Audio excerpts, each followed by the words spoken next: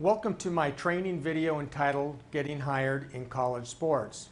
Before we get going today, I think it's important to share with you what my qualifications are in being able to tell you and share with you what the process is in getting hired in college sports.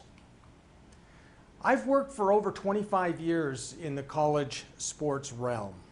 I started out as a college basketball coach at Southern Illinois University, became an assistant coach at Roanoke College, Whitworth College, before I became a head coach at Eastern Oregon State University. From there, I went to Wartburg College in Iowa, and then became the athletic director at Briarcliff College.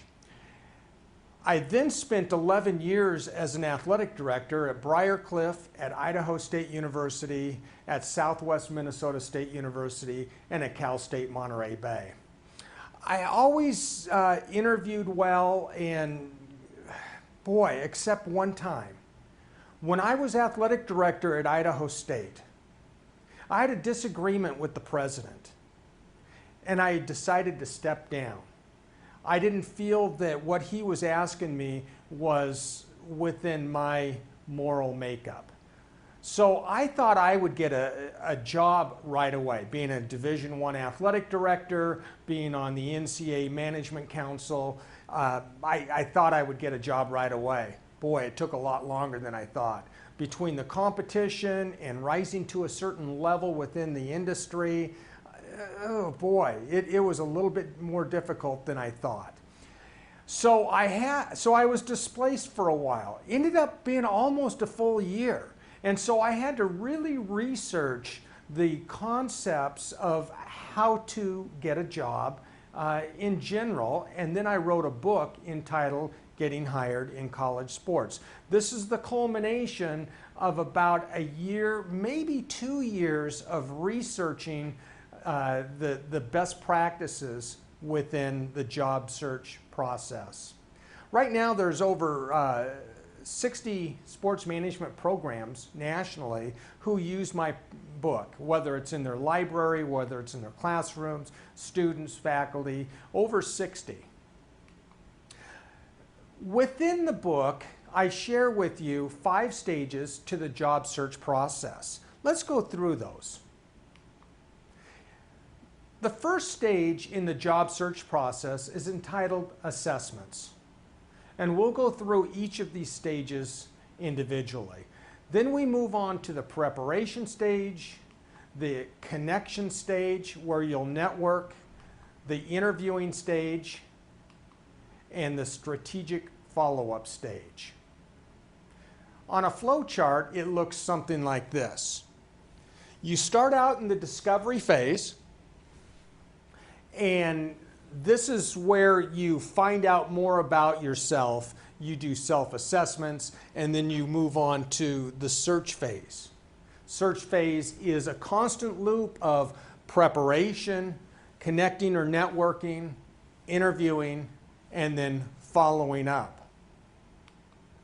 So in stage 1, you're going to uncover such things as what type of job do you want? What division of sports or athletics is a good fit for you? Where do you want to be? Where do you want to live? Geographically, are you better suited for the West Coast, such as California, the Northwest, such as Washington, Oregon, Idaho, the Southeast, the Northeast? What part of the country do you want to live in? That's going to help you decide where you want to be, what type of job, what schools or sports organizations are right for you. What education and experience do you need to get that ideal job? And finally, what skills and abilities do you currently have? This is all identified in the assessments section or stage 1 of the job search process. Once you identify that information, in the book and in the workbook that I've provided to the professors, we've identified the various areas that you will want to list And so you are organized in your assessment process.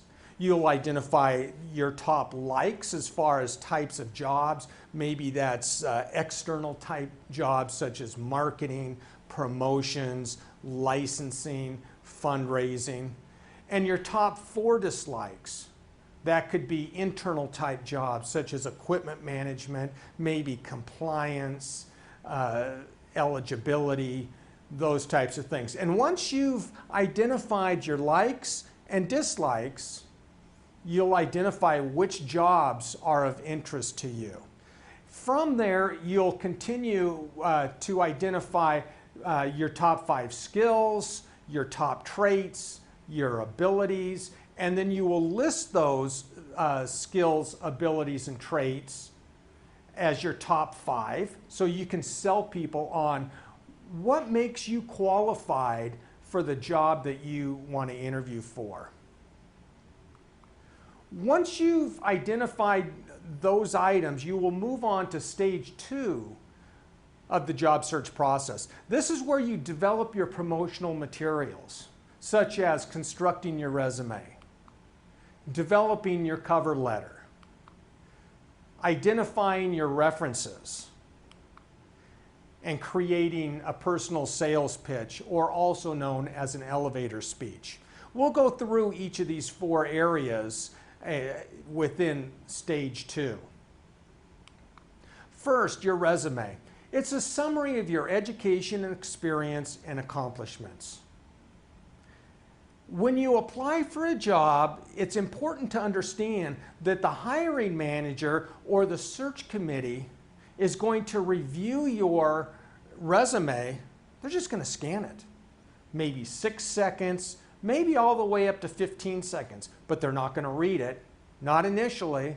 So it has to be easy to read. It has to be almost visual art-like. People read the top of a page and then down the left side. So as you underline and bold your information, it has to be along the top and along the left. You'll want to keep your resume relatively conservative, possibly 12-point font and times. Use bullets instead of sentences. Utilize white space. If you mail your resume, your cover letter, resume, and references, put them in a large envelope. Don't fold them. So as they open the envelope, it looks relatively perfect. If you email it, put it in a PDF, and I don't recommend that you fax a resume. Here's an example of a resume. You have the name of the applicant on the top. I always like to put a little splash of a color. On mine, it has a red line. And the reason is the red will take you to the person's name. The eyes go directly to that red, and right above that is the applicant's name. On the resume, you'll list your address, your phone number, your email address, a lot of white space, as you can see. The next section will be your education. In this example, Southern Illinois University, and the degree is bolded. Once they see where you went to school and received your education, what degree, they can read more about that. Then they see that you received your Bachelor's of Arts in Communications from Oregon State. Again, bolded because you want them to see that you have a master's degree, that you have a bachelor's degree. From there, we go into the work experience. You have your jobs bolded. Oh, so you've been a sports information director, and then they can read more. Oh, and prior to that, you were an assistant sports information director, and they can read more about that. And it continues on. And then finally, you'll end your resume with heading professional activities and identify what you've been involved in. Once you've completed your resume, you'll want to write a quality cover letter. This cover letter is designed to introduce you and your resume to the search committee. The cover letter should tell them who you are, why you're qualified for the position, any applicable accomplishments you have, and then finally, why you're a good fit for the position. Your cover letter needs to be very strategic in covering these items. The first paragraph is your introduction. You're going to identify what position you're applying for and what documents you're including along with the cover letter. The second and maybe third, sometimes fourth paragraph is the body of the letter. It's going to identify why you're qualified for the position you're applying for. It's going to list your education and your experience. You're also going to tell the search committee what your strengths are, your abilities, and traits, what you'll bring to the organization. You've identified those in stage 1, the assessment stage. And now in stage 2, in your promotional materials, you're listing those, trying to sell the search committee on why you're qualified for the position. And then finally, in the body of the letter, you will list what accomplishments you've achieved in a similar type position. If you're applying for a fundraising position and you've been a fundraiser before, let them know how much you've raised or what type of projects you've done. Let them know that you've been in a position similar to that before and that you've been successful. And then after the body of the letter comes the final paragraph. It's a summary of your interest in the job. It explains why you're a good fit for the position. Let's take a look at a sample letter. Again, we have the address at the top of the letter, followed by the date, followed by who you're sending the letter to. You're very formal in saying, "Dear Ms. Thomas," never ever put "to whom it may concern." Worst case scenario, if you don't know who to send the letter to, who to address the letter to, send it to the Director of Human Resources. Find out who they are, what their name is, and address it to them personally. But never ever "to whom it may concern." That turns people off right away. So here's the introduction paragraph. We start out by saying, "In response to your announcement, here's the job I'm applying for, and here's the information that you've requested. Letters of recommendation have been requested and will be sent directly to you." Then we get into the body of the letter where we talk about qualifications. The third paragraph finishes that body, and then we finalize the last paragraph by telling them why you think you are a good fit for the position, that you are interested, that you do want the job. And then here's my contact information. And make sure you sign the letter. If it's sent electronically, use a font that resembles a signature. The third type of promotional is your references. Keep it simple and informative. I recommend that you only list 3 people. And the reason being is that unless they ask for more than 3 references, you'll want to keep in mind that you might be applying for quite a few jobs if you're in a full job search campaign. And you'll need to have different people so the same people don't get bombarded over and over and over again. So if you have 5 references and they're constantly getting bombarded, that's not good. Make it 3 really quality people who really believe in you and will give you a positive reference. people always ask me, so should I list my boss? I don't really get along well with my boss. I'm not sure he or she will give me a great recommendation. Don't list them. You can't take the chance in having a negative reference. Only list people who are positive. And if that means that it's not your boss, so be it. If you can list somebody else, a colleague at your institution, your current organization, that's fine. But if someone is negative, don't list them. And then finally, your personal sales pitch. It's the foundation for selling yourself in cover letters, in interviews. Write it out and practice reciting it. It needs to become almost second nature. So when somebody asks you who you are, what your strengths are, why you'd be a good fit, it doesn't take you long to just jump right into your personal sales pitch and sell yourself. There are 3 sections to your pitch. The first is a summary of your resume, and we'll go through each of these. The second is a listing of your skills, abilities, and traits. Again, from stage 1, the assessments, where you've identified those, now they're woven in to your personal sales pitch.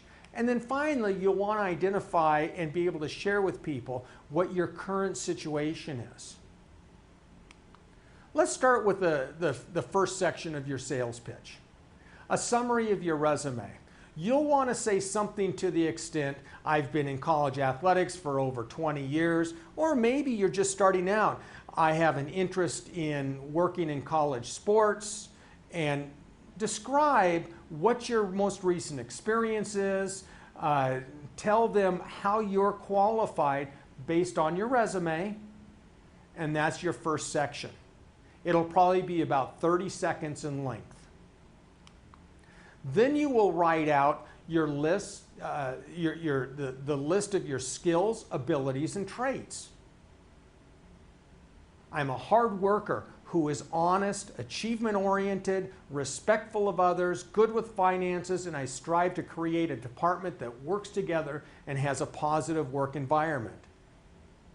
Very succinctly said, you'll be able to use this for various interview questions. And then finally, what's your current situation?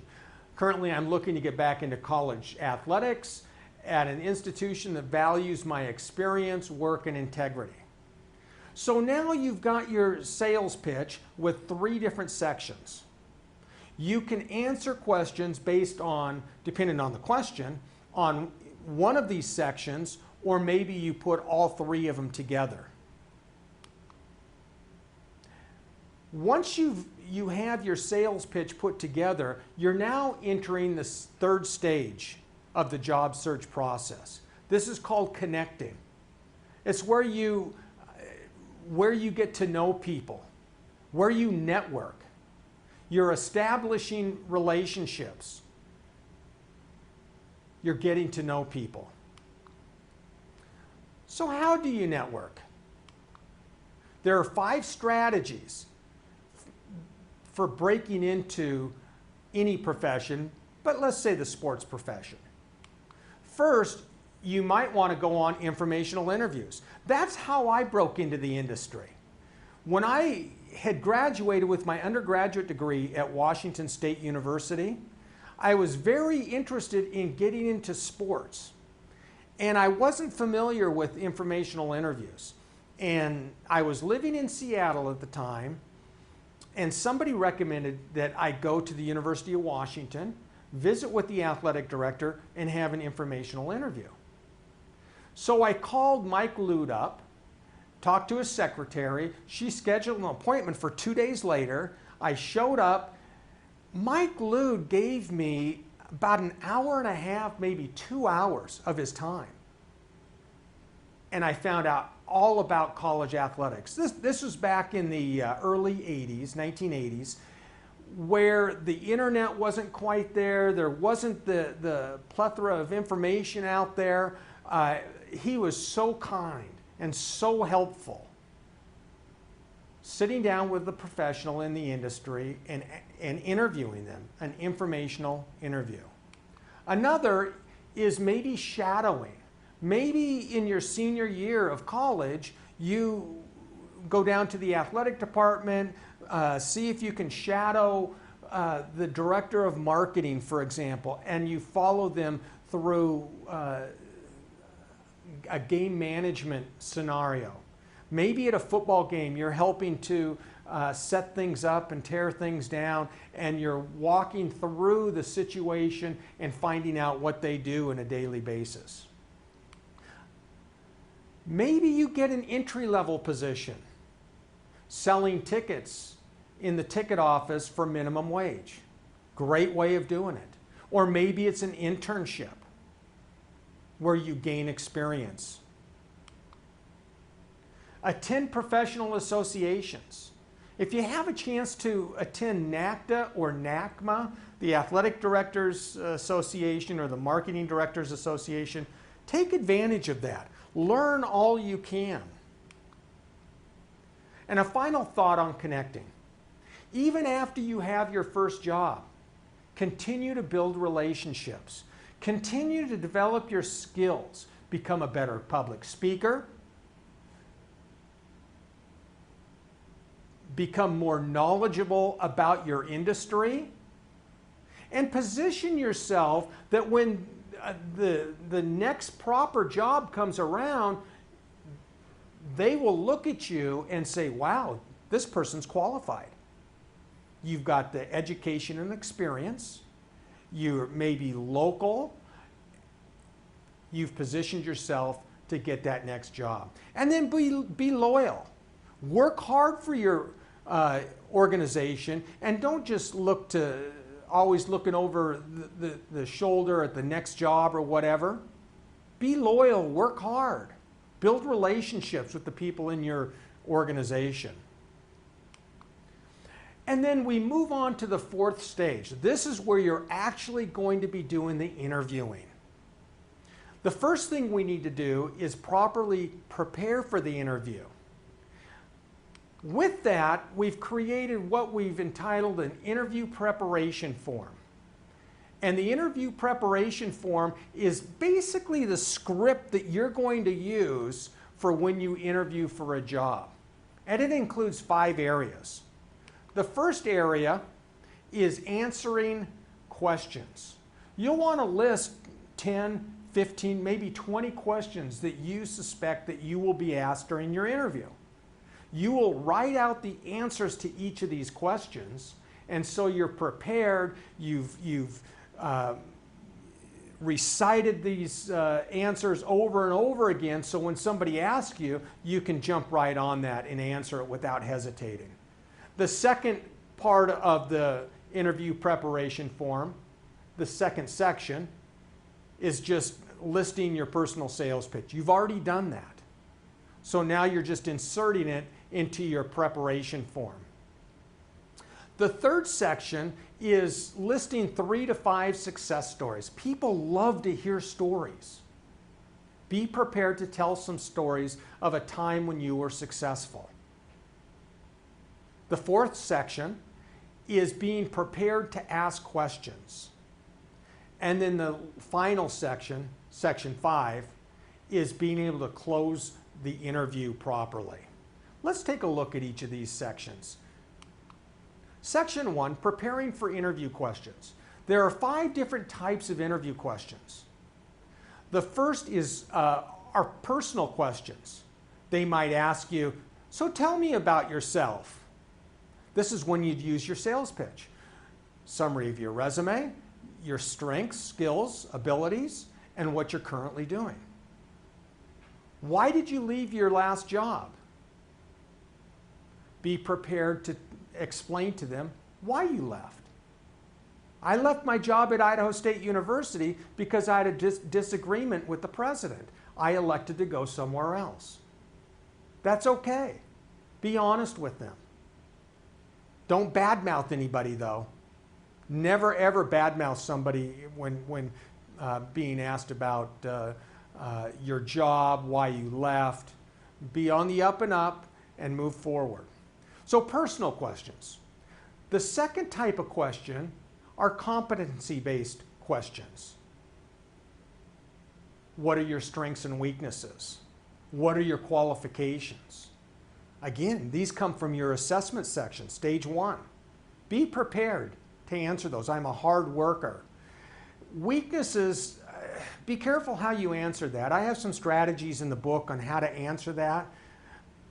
But you don't want to say, oh, I tend to be lazy at times. I love to watch TV, and you know, stay away from some weaknesses that would really turn them off. And hopefully you're not lazy. Hopefully you can say, you know, a weakness of mine is that I don't have a lot of experience in this area. However, I'm a hard worker, and you go to your sales pitch. I'm a hard worker, and I want to learn, and I will do whatever I can to be the best in this industry. So you've taken your weakness, turned it into a strength. Competency-based questions. The third type of question is a performance-based question. What's your greatest accomplishment? As a basketball coach, I inherited a program that wasn't very good. They had won 5 games the previous year, and within 3 years, we turned it around and had their best season in 17 years. We've graduated our seniors. We've won these honors, whatever it might be. Share with them your greatest accomplishments. You might do this through storytelling. The fourth type of question are company-based questions. Questions about them. Why do you want to work for us? What can you do for us? Why should we hire you? And then specific questions. What's your management style?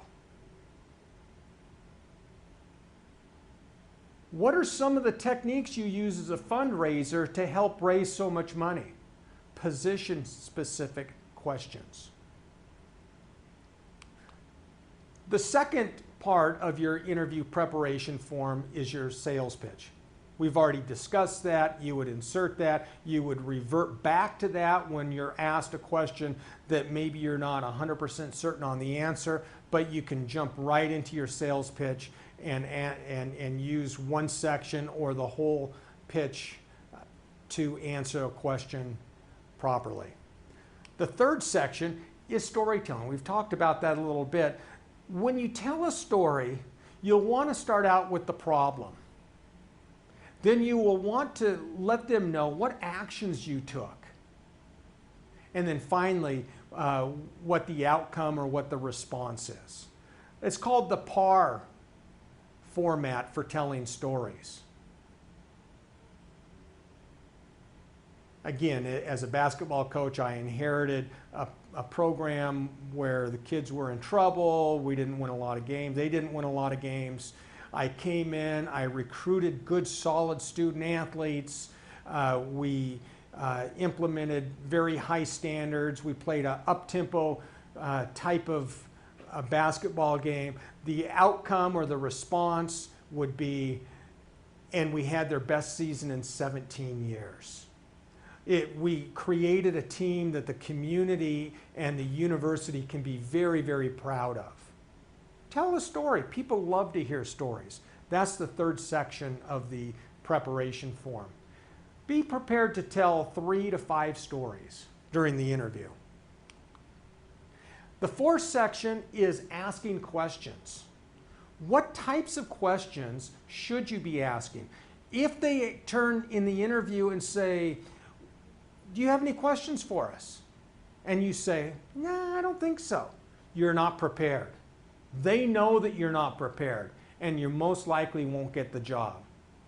You'll want to ask questions such as who, what, where, why, and when, but you can only ask those questions after you research the organization, researching the position and researching the industry. Get to know it. You're almost a consultant in how you analyze it, and then it's going to, by analyzing it this way, you're going to have so many more questions, deep questions, that they're going to maybe take a step back and go, wow, this person really knows what they're talking about. You've got to ask questions. Get to know the company's strengths. Get to know the organization's weaknesses. What are their needs? Review their organizational structure. Who do you report to? Who reports to you? What are the duties of the position? What are the basic facts of the athletic department? Review their mission statement, both the mission statement of the university and the athletic department. Review their website. Get to know them inside and out. You will then want to properly close the interview. This is a 6-step process. Let them know that you appreciated visiting with them. Tell them, hey, thank you for taking the time to visit with me. I really appreciate this. Then go into reiterating your 5 skills. I just want to remind you that I'm a hard worker, I'm prepared. 5 skills. Let them know you're interested in the position. Ask them if there's anything else you can answer for them. Find out what the next steps in the search process are, and thank the committee for their time. You'll want to follow up after the interview. This is the 5th stage of the job search process. So the first stage was assessments. Then we go into preparation, connection, interviewing, and now strategic follow-up. You'll want to follow up after the interview. It's amazing how many people don't follow up after the interview. You'll want to address their issues and concerns. And you'll want to create a follow-up mini campaign of why they should hire you, of building connections, relationships with people on campus, people on the search committee. You'll want to write letters. Sometimes they're going to be emails, sometimes maybe a text, but most likely a letter, maybe a handwritten note or a typewritten letter. Depends on the timing of your correspondence. You want your letter or your correspondence to arrive about the time they're making a decision on who they want to hire. So if you're interviewing early in the process, you want your correspondence to get to them about the time they're interviewing the last person. If you're the last person to interview, you've got to get your thank you notes to them right away. And that might be where you do an email. And then once you've completed all this, you need to be patient and outlive your competition. People start dropping out of the job search process. Allow them to drop out. Allow them to not follow up properly. Outlive your competition. So what are some of the mistakes that people make during the job search process? Some don't do the research they should. Some don't practice the answers that they're going to recite. Not developing an interview preparation form. Maybe they talk too much. Maybe they're not listening during the process. Maybe they're too passive. They're not asking questions. Maybe they're not answering the questions that were asked of them. Or possibly even asking about the salary too soon. If you've done your proper research, you know about what the salary range is. Make sure you do your research. You also have to understand that the interview process is somewhat of a beginning to the entire process. That it's what happens after the interview that gets people jobs. That's why you need to follow up. Others maybe aren't as organized as you should be. Maybe they're using the wrong references. Only use positive references. So in summary, there are 5 stages to the job search process. Which stage are you in? Figure that out, prepare properly, and you will have a great job search process. If you want to contact me, please feel free. My website, sportscareersinstitute.com, there's all kinds of resources and jobs listed there. Go to my website and look through it a little bit. Feel free to contact me on my email address. Or you might even want to get the book, Getting Hired in College Sports. It's packed with all kinds of best practices. Best of luck in your job search process. Please let me know if I can help in any way.